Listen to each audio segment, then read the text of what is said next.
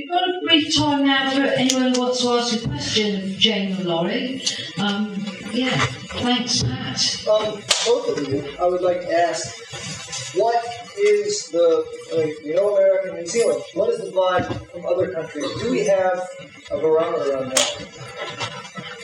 Is it just the same?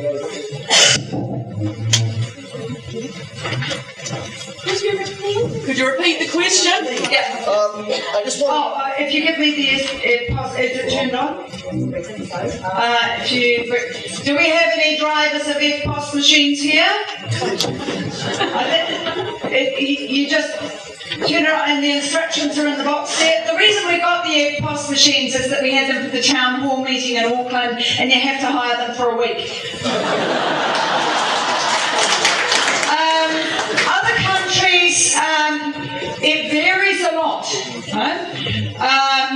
In Canada, there is a real kickback happening now because of the lessons they had from NAFTA.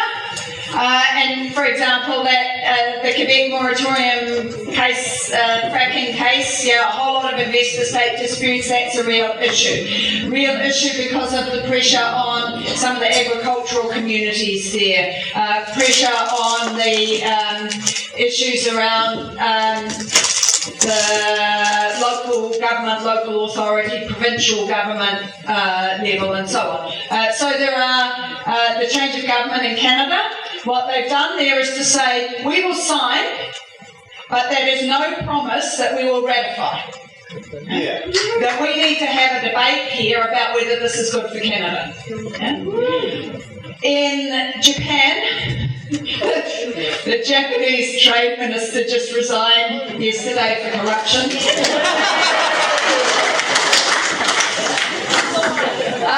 And we have yet to know precisely what the consequences of that are going to be.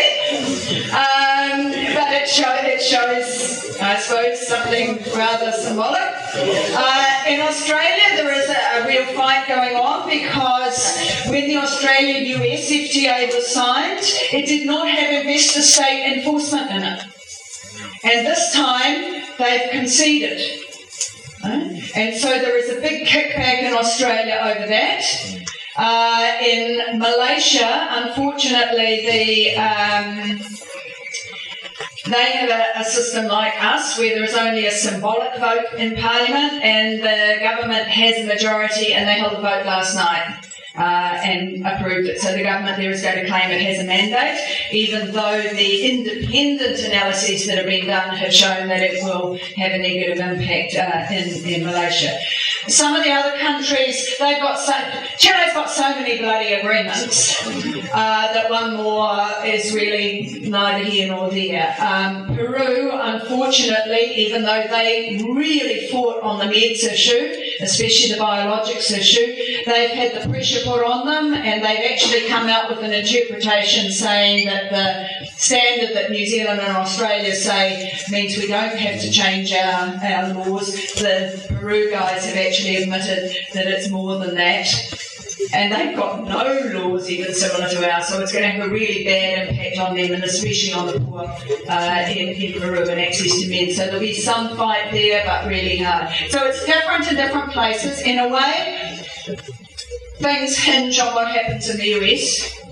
But as Laurie said, if we've already changed our laws here, and it never comes into force, or if we've changed our procedures and things in the less visible way, not even changing our laws, but changing Farm Act processes and some other things, then they've got it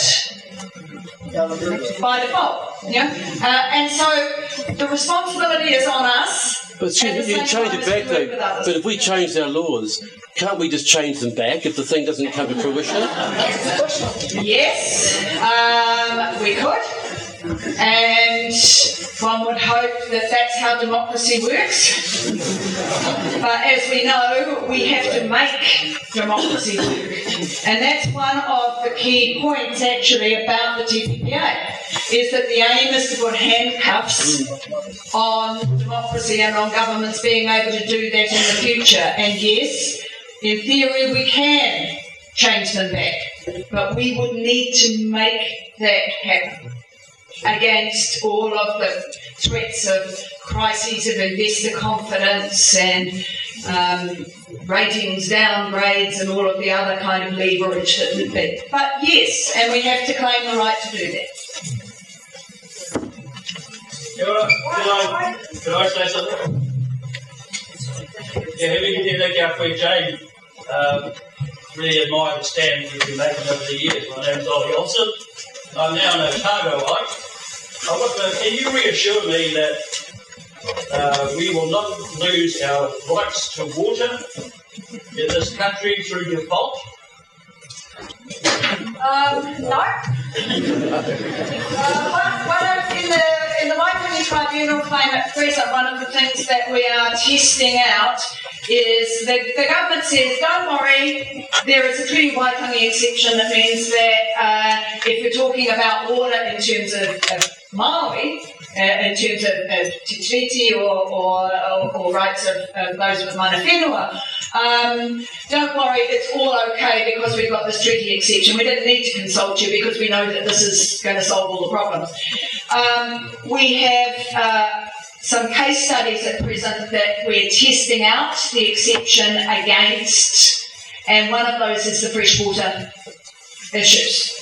And I'm the expert for the claimants, and I am arguing that the exception does not provide that protection.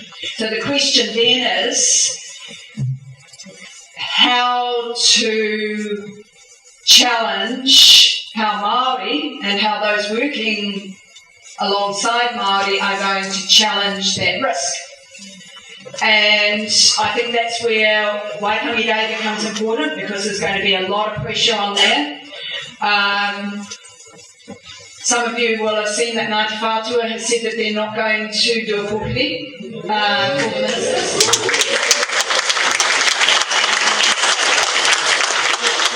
The claim has a lot of support from a whole range of claimants, but even the iwi chairs, they met the day before yesterday with the government to question them about the protections that the government claimed was there. I know that they were going in with a quite critical viewpoint. I haven't heard what they come out with. But I think that there is a growing pressure there, and water is one of the critical questions. And the biggest problem with water is the creation of water rights. And once you have the creation of water rights that have a monetary value, they become an investment. You do anything about that investment, you have the investors threatening investor-state dispute. Government says, oops, sorry, we can't do anything about that because we might have an expensive claim that we don't really want to have to. Australia spent $50 million defending the plain packaging tobacco case. We know we're not going to go there. And so I think we've just got to ensure that not only is the Māori voice strong, resolute, but those of us who here at Tauiwi work with tangata whenua in ensuring that those rights are actually genuinely protected. The only way that can happen is not signing the agreement. One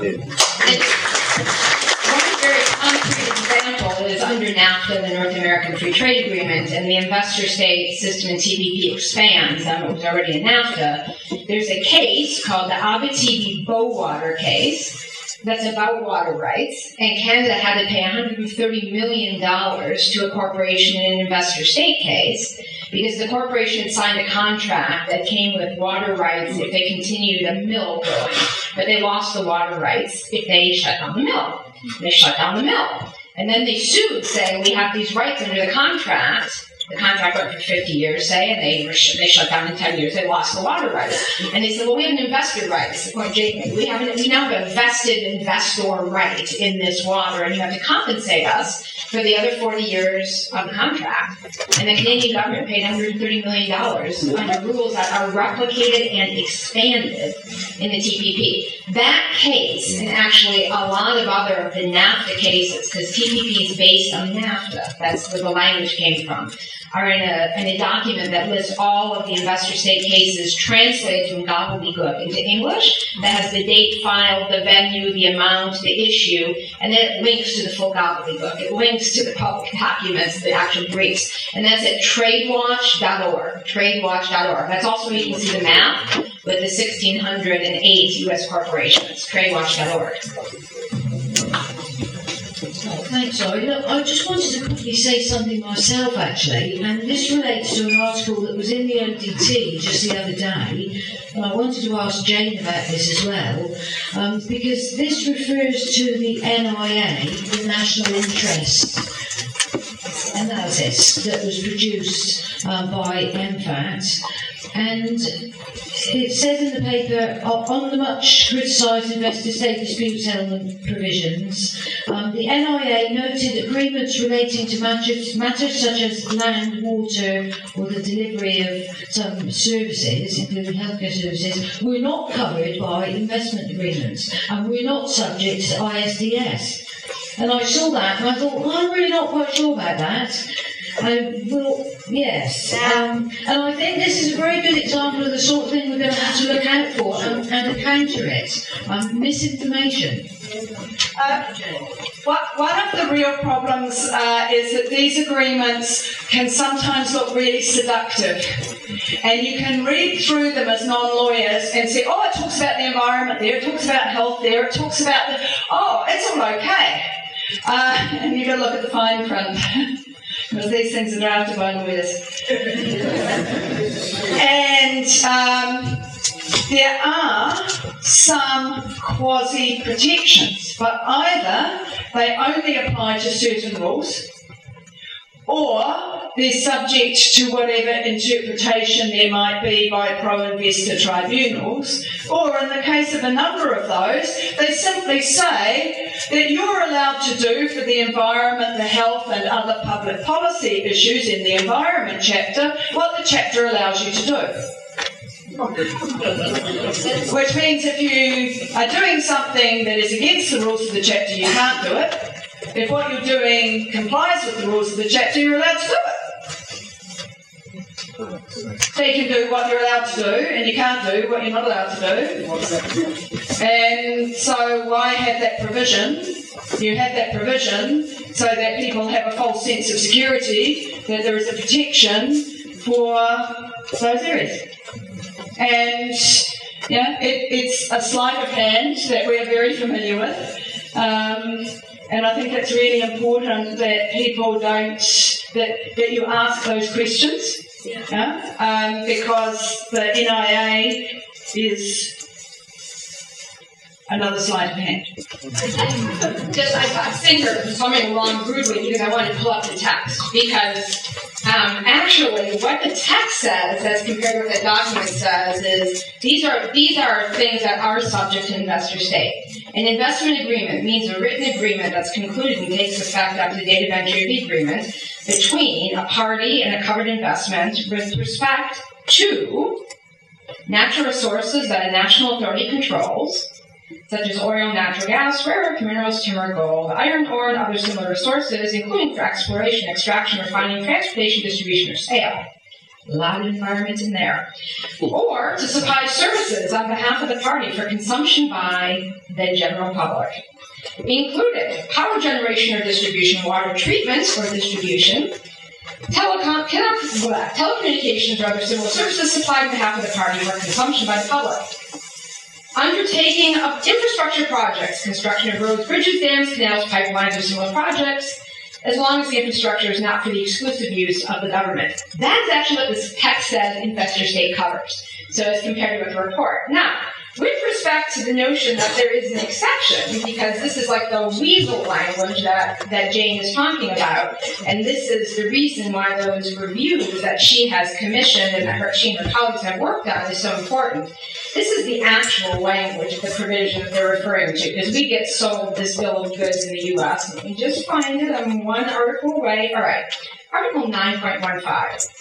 Nothing in this chapter, the investment chapter, shall be construed to prevent a party from adopting, maintaining, or enforcing any measure, sounding really good, except it goes on to say, otherwise consistent with this chapter that it considers appropriate to ensure investment activity is undertaken in a manner sensitive to the environment, health, or other regulations. Which is to say, as Jane said, as long as it is consistent with the agreement, i.e. there isn't any violation, it doesn't contradict the things you're not allowed to do, then you can do them. But you don't need an exception for something that doesn't violate the agreement. You only need an exception for a health, environmental, or other matter that does violate the agreement, which that doesn't apply. So just looking at specific rules versus how it's characterized, big difference.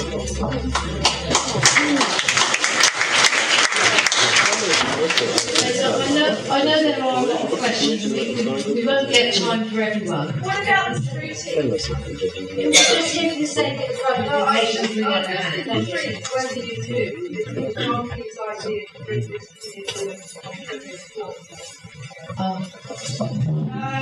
There is a technical reason why the signing is in New Zealand. New Zealand is what is formally the repository of the of the agreement. So kind of the secretariat.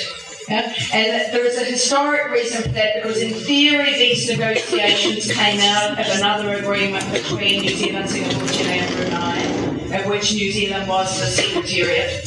And then the US and others in theory joined, but the US never joined someone's agreement. But the negotiations came out from that. And so the technical reason is that we are the kind of secretariat. But the reality is, John Dee wants to look important on the world stage again. This is a grandstanding opportunity. It's a reward to Tim Grocer, even though ironically he'll only be here by proxy.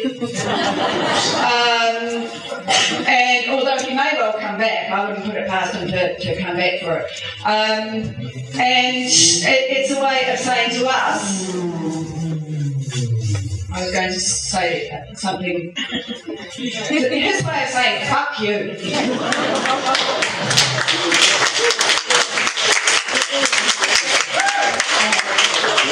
Tyler, on behalf of younger people, thanks.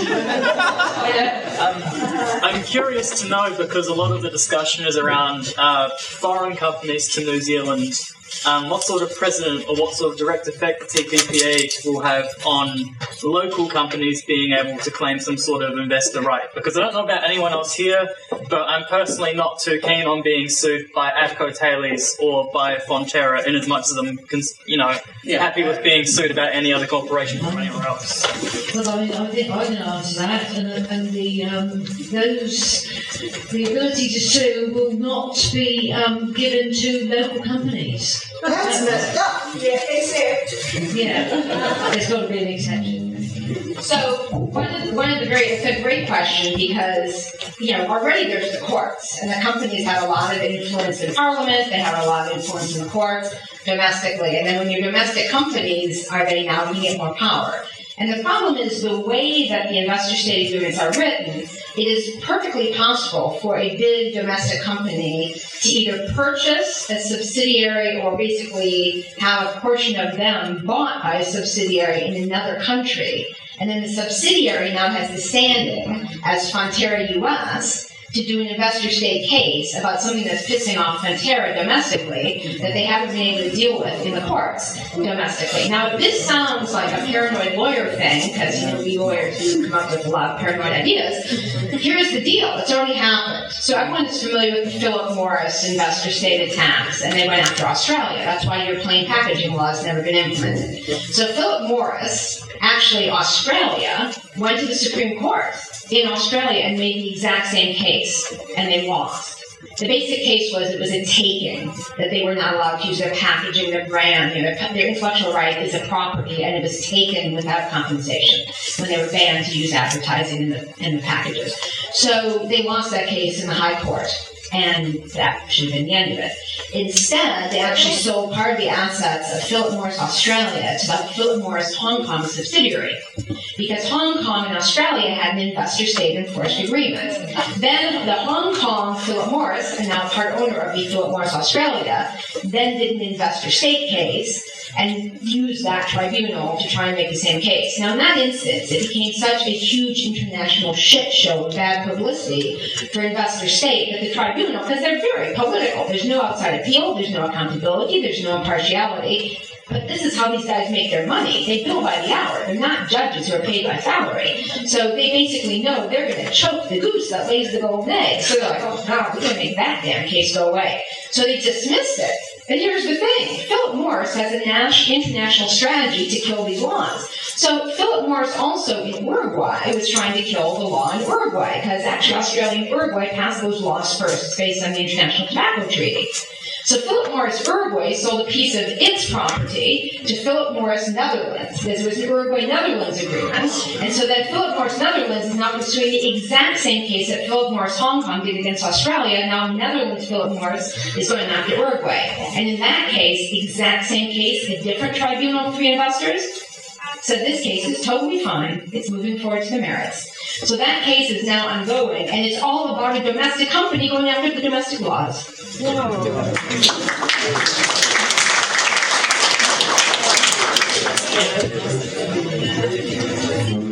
a question about the treaty. I can hear someone from that.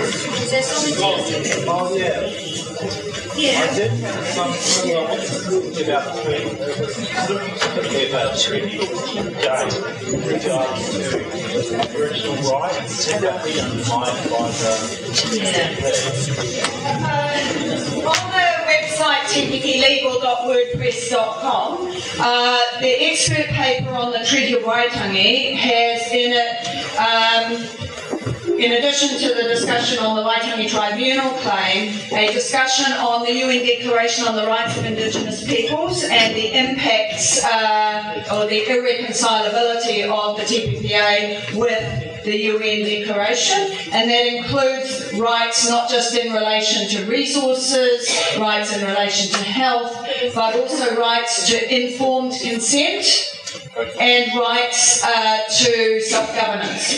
And so you'll find there that there is an analysis of the incompatibility of an enforceable investor rights treaty with an unenforceable indigenous rights agreement, with one trumping the other.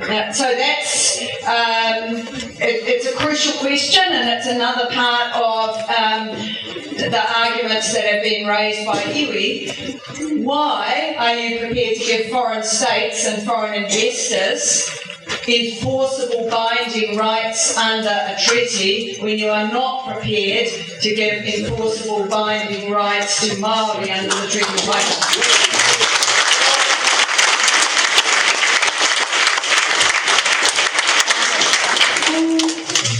Marvin, do you have a question? Yes. For Laura, you said this treaty is based in large part on NAFTA. Can you tell me the economic effects for the smaller countries that sign the NAFTA, like Mexico and other countries in South America? Has it been rolled on for them? So for folks who couldn't hear, the question was, this is based, the TPP is based on NAFTA. How's NAFTA worked out? And NAFTA went into effect in January 1, 1994, so we have 20 years of examples. So again, on the TradeWatch.org website, you can see the 60-plus investor state cases under which hundreds of millions of dollars have been extracted from national treasuries and paid to mining, timber, oil and gas, chemical companies, all under the investor state system in NAFTA. So that's one way it's worked out, and it's gruesome. The second way it's worked out is actually, interestingly, very similar to what that Tufts paper that Jane mentioned predicts for the TPP, which is it's actually not even big country versus small country. It's basically in classes of interest within countries. So you can see in Mexico, US, and Canada that you have had, for instance, increases in income inequality in all three.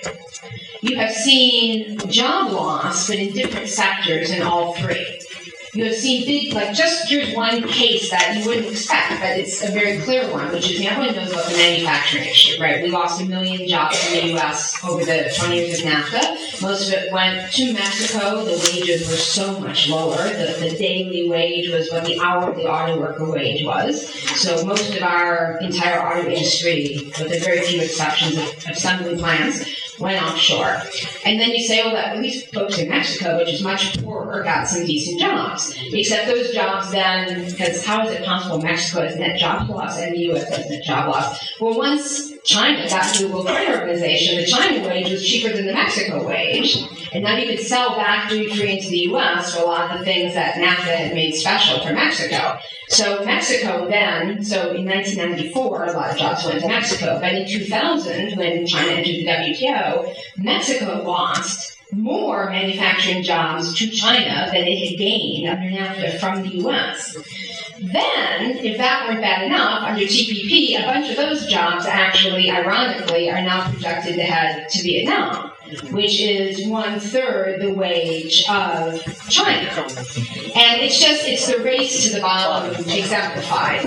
Another thing that's happened under NAFTA is small farmers have gotten clobbered in all three countries. And interestingly, Canada's gotten the least clobbered because they are, despite having just had a very conservative government, they still have the most sort of farmer-protecting policies. They still have supply management in dairy, and they came out at the other end of TPP with that intent, which is something that Tim Grosser swore on his mother would not happen, but it did. And they took the least hit in ag, but Mexico got destroyed. So the government, the Mexican government estimates are over 1 million campesino peasant farmer families were displaced, so 1 million families, so a lot more people. And that's because, duty-free, the corn from the U.S. went into Mexico. But then you say, okay, great, so at least the farmers in the U.S. made money. But actually, the farm gate price in the U.S. has been down. So who made the money was like Archer Daniel Midland, Cargill, the trading companies, because they basically would buy up the corn really cheap in the U.S. just at the price where, because of the subsidies, the farmers just don't lose their farm, but they're not doing well. Then they dump it in Mexico and basically wipe out a bunch of the farmers there. Mexico used to not import any corn. It's now totally dependent on U.S. corn imports, and that's their staple food. And then at the same time, we've seen 1 million campesino farmers wiped out. We've seen about 40% of our small farmers disappear since NAFTA. So it's been pretty systematically. Now, there have been some very big companies in all three countries that did very well. The finance sector particularly, but also some of the retailers. So like Walmart and those guys knocked out, in Mexico, there's a movement called El Barzón, which is the middle-class small business folks who were for NAFTA. Because they were sold the dream, right? Mexico is going to be in NAFTA, this great developing country, to power. And they actually, El Barzón is the, what do you call it in English? The yoke that goes on the ox's neck.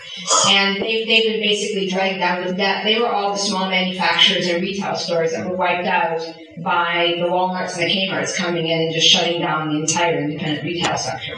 So those are some of the snapshot of what we can look forward to. We would if we were going to stop TPP, that is. Okay, sure. Thanks for your talk tonight, you two. My question is about the role of big money in relation to the TPP. So, Laurie, in the United States, you have this thing the American citizens are dealing with called Citizens United. Can you please just elaborate on that in relation to the TPP? And also, as a supplementary question, tell us about what the implications of the election of Bernie Sanders to the Democratic nomination will be, and the lobbying pressure that will go on him, if he does get that nomination. Okay, so very quickly, Citizens United is a Supreme Court case that basically said that you can't regulate a lot of the funding in election campaigns, and that basically a corporation is a person who has free speech rights, and limiting their corporate money in campaigns is undermining their free speech. Couldn't make this up. That's really what the case more or less comes down to. So Public Citizen is one of the organizations. Public Citizen is a large national consumer group. Global Trade is one division. Our organization, founded by Ralph Nader, is leading the national campaign for actually a constitutional amendment, which is what's going to be needed to overturn Citizens United. So it's a serious problem. It needs to be fixed. How it's affected the trade work is we've had to go much more, I don't know how to put this politely, much more medieval in our organizing, which is to say the influence of the money, this unlimited corporate money, means that the corporates basically have a lot more leverage to try and get members of Congress to vote for fast track, to vote for TPP. So what it's meant for us basically is that we've had to, instead of the usual pressurizing members of Congress, we've had to squeeze them with an inch of their life, is just how I'll put it. So we've had to use much more draconian tactics, and I would suspect the kind of things that we did leading up to Fast Track, we would have won, but for the influence of Citizens United. Because, I mean, we've done things now where basically we do what we call bird dogging, is the last thing. A member of Congress, I can't go to the bathroom without having some activist pop up next urinal ask us a question.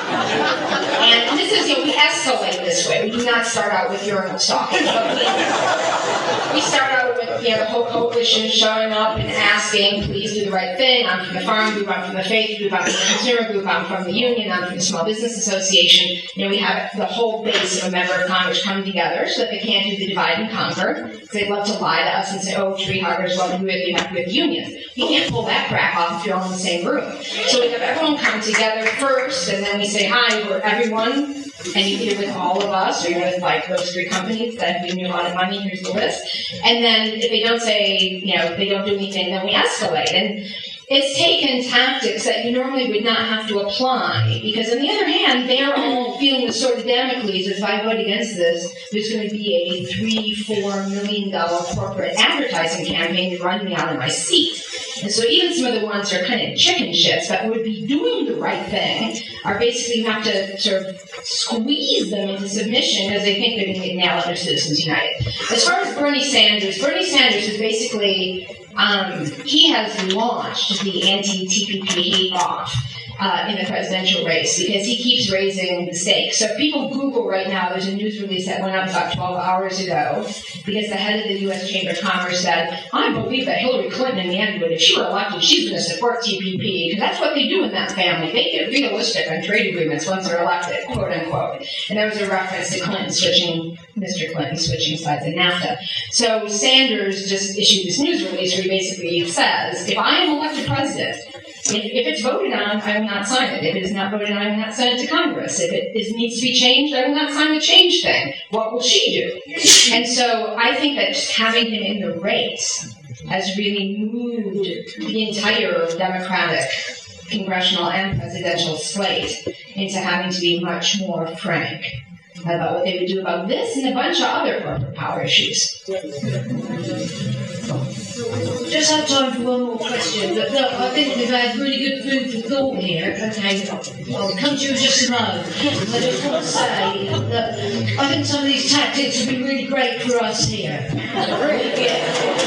Especially the urinal stalking one. But look, I mean, we've got Labour now, at last, come out and said they don't support the TPP. We've got the Greens, Maori Party, New Zealand First. We can really build on them and work on them. And there are going to be some campaigns to inform these MPs and make sure that they work for us to stop the TPP. So I really encourage everyone to check out It's Our Future website, the TPP WordPress legal website for the sheets that James, the sheets that James talking about the detailed information, so that you have the answers. When people come up with you and say, oh yeah, but John Key says, you can counter it with real facts. Because you'll find that it'll be slogans and just little snippets that you'll get out of the newspaper from John Key, but they can be countered with real facts, and you can find those. There's a petition on Action Station stop the TPP, and I think it's up to what, 45,000? Yeah, it's don't sign and it will be presented, I think, next Thursday. And it's about 45,000 now, so we need to get it up. Let's see if we keep getting that up.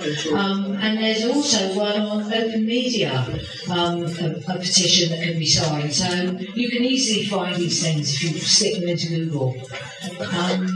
And yeah, come along tomorrow and see us in the Octagon. If you've got any more questions, we'll all be there trying to nut it out. We'll have a few laptops. We'll get on with our free Wi-Fi in the Octagon and see if we can answer.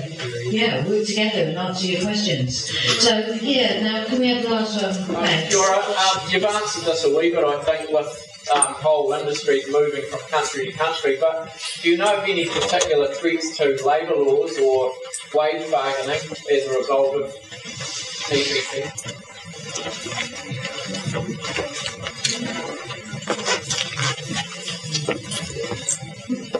One of the things that Laurie didn't refer to, that was another thing that the US Democrats are unhappy about, is that the Labour chapter is also meaningless.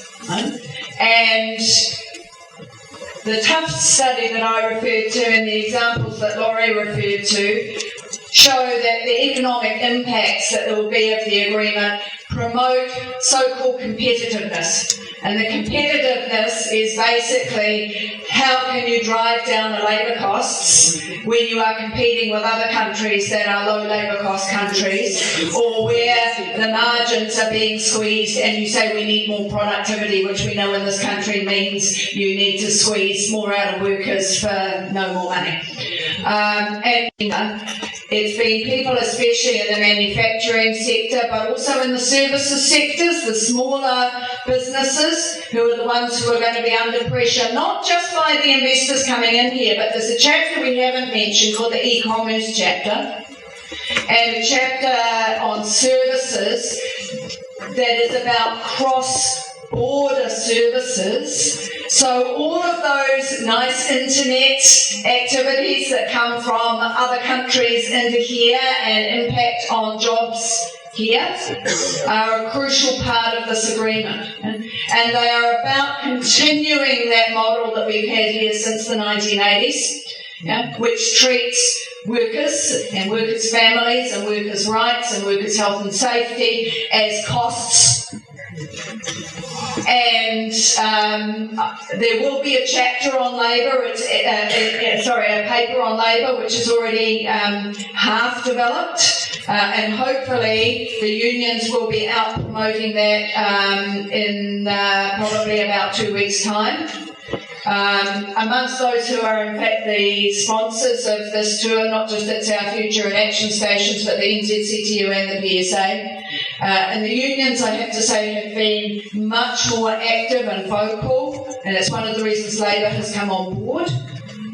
The Labour Party has come on board because there is now an understanding that these agreements are not job creating, they are job costing, not just in the labour force itself, but for the well-being of families with affordable medicines and a whole range of other factors that are important to the daily lives of working Kiwis. And so I think it's a really important question, probably the best question to end the night on, that this is actually about the lives of ordinary people and what kind of futures we want to be able to retain for ourselves, to make our own decisions by having democratic fights within the country about how we reverse some of the damage that's been done over the neoliberal era and how we create a future for the younger generations who